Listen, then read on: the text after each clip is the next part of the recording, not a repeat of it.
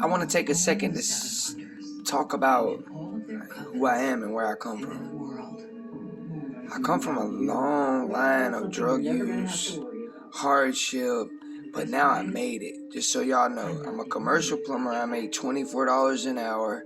I'm substance free and have been for a good while. So now, coming from where I come from, I literally come from a background of drug dealing, drug abuse, stealing, robbing, like literally kicking doors in when I was a kid just because I couldn't have what other kids had. I didn't have a game system, or if I wanted a PlayStation or Xbox, I had to steal that shit to get it, man. I didn't have nothing. My folks were partiers, so they spent their money on drugs and drinking before they...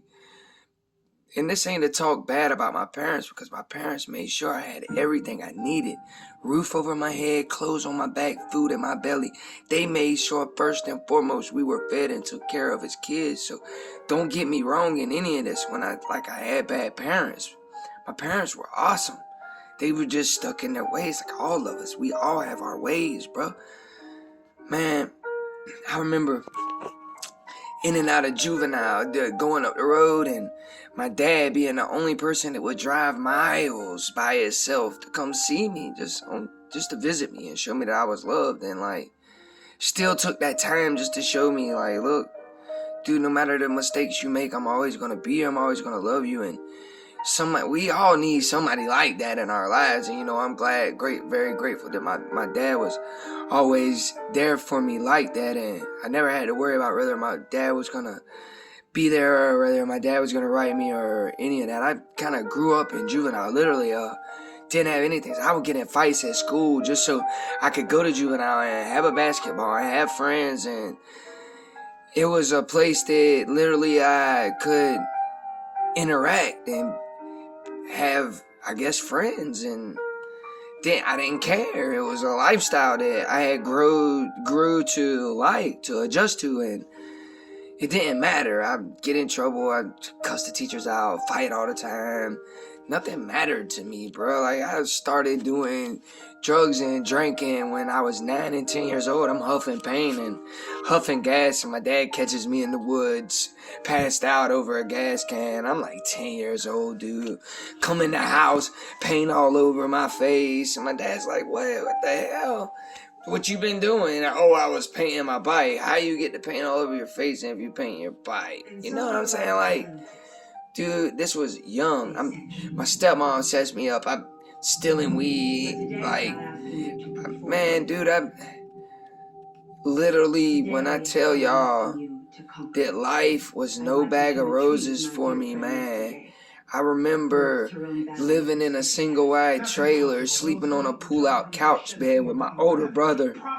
All the other rooms in the house were took up by people, and just never wanting, like I said, again, never being hungry, never wanting for always having a roof over my head.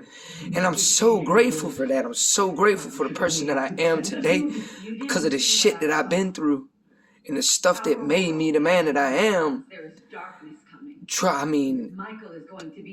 Partying was a normal at my house, so whenever I got to where I was in my teenage years, it just came customary for me to want to drink and want to join in that partying crowd when I was free, when I was actually in the free world. But like I said, majority of my time was spent incarcerated in YDCs and juveniles and boot camps, where I got told when to get up, when to go to bed, when I could go to the chow hall, when to eat. And I was always the little white guy that people wanted to take stuff from, so I literally had to fight almost every day of my life.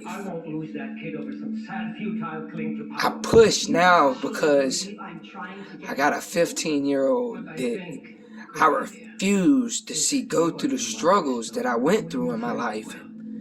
I refused to just see her not have stuff. I make sure she has stuff, because I know when I was a kid and I wanted stuff, I had to go rob and steal to get it. And I refuse to make her be subject to that type of life. I go without all the time. Like, literally, I got like $20 in my bank right now, but my bills are paid. My daughter's happy. I keep food in the refrigerator. My wife's happy. I try to help her with the bills. We work so hard. Literally, both of us teamed up just to try to fight to get by, to pay bills, and to show our daughter that there is a better way in life. That as long as you stay diligent and you keep pushing, no matter what you've been through, no matter what adversities you faced in your life, if you just keep pushing, that God will see you through, and He will see you through to the other side. And I just pray that God has more for me in life, because I'm ready. I'm ready for whatever He has for me, because I feel like now that I'm sober and I've pushed myself to being the person that I am today, that I could handle whatever comes my way. But when I was doing my thing, I was being crooked and breaking in people's houses and robbing and stealing from people and just being an evil person, not caring morally about anybody. It was myself, my high, my feelings, me being selfish that mattered more than anything. I would rob and steal from my brother, from my parents. It didn't matter. I got kicked out of my dad's house, my parents, when I was 16 years old. Like, I'm on the streets, sleeping in sheds and begging friends to stay over at their houses and sleeping behind dumpsters. Literally, the life that I had was fucked up because of choices I made. I don't blame nothing that I went through on nobody but myself, because I put myself there. Homelessness, not having anything, not knowing when the next time I'm gonna have food to eat. This is shit that I've been through, shit that I seen. Man, 2014, 9/11, I flipped a Chevy Suburban. I got ejected from the vehicle, thank God. It caught fire and blew up. I was in a coma for 3 weeks. I literally died 3 times, twice in the ambulance, once at the hospital. They had to use a defibrillator to bring me back to life. It is a miracle that I am even still here. There's a story that I gotta tell. There's somebody somewhere I gotta touch. Y'all help me. Subscribe, spread, share my message, because I'm telling you, I've made it. I live in a 2-story house now in North Carolina. I own my own vehicle. My wife owns her car. 2 vehicles for us. And you're coming from somebody who used to drink every day, who used to do drugs, smoke crack, sniff coke, methamphetamines. It didn't matter if it got me high, I did it. So now I'm sober. I made a life for me. And I did it out of desire to want to be somebody different and to want to give my daughter a life, to make sure she never felt the pain and to feel the things that I felt in my life, that she would never have to go through it. I'm not a perfect person still to this day, but I'm a lot better, and I'm trying to get even better. I thank God every day I wake up that He gives me, that I can go to work, that I can provide and put food on the table. But I just had to change. I had to have that drive, that I wanted to do something different, that I wanted to be somebody different. And this is just a little story of me. I want my story out there, so people help me, spread it. My family's got stories. If you look into my background and you look into my family's background, every individual has a story, success. Look at my little brother and my little sister and my mama in Massachusetts. Came from nothing in Georgia to now, look at him. Look at my older brother.